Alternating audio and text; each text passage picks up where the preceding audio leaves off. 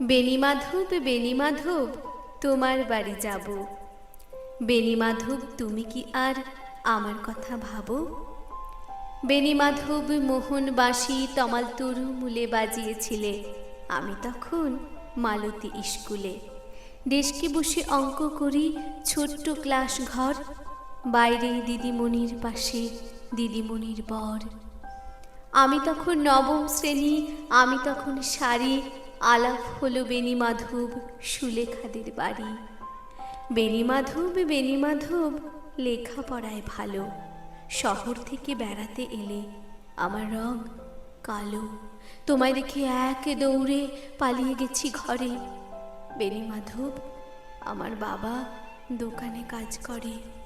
কুঞ্জে অলি গুঞ্জে তবু ফুটেছে মঞ্জুরি, সন্ধেবেলা পড়তে বসে অঙ্কে ভুল করি।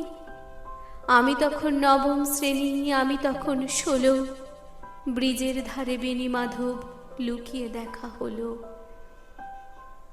বেণীমাধব বেণীমাধব এতদিনের পরে সত্যি বলো, সেসব কথা এখনো মনে পড়ে? সেসব কথা বলেছ তুমি তোমার প্রেমিকাকে?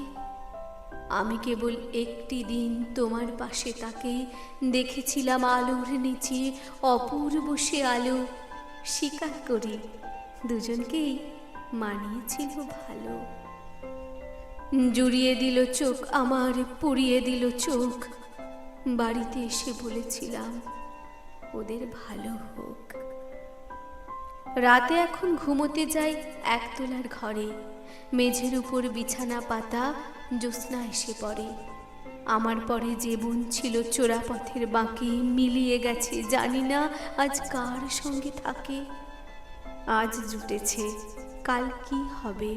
কালের ঘরে শনি, আমি এখন এই পাড়ায় সেলাই দিদিমণি। তবু আগুন বেণীমাধব, আগুন জ্বলে কই।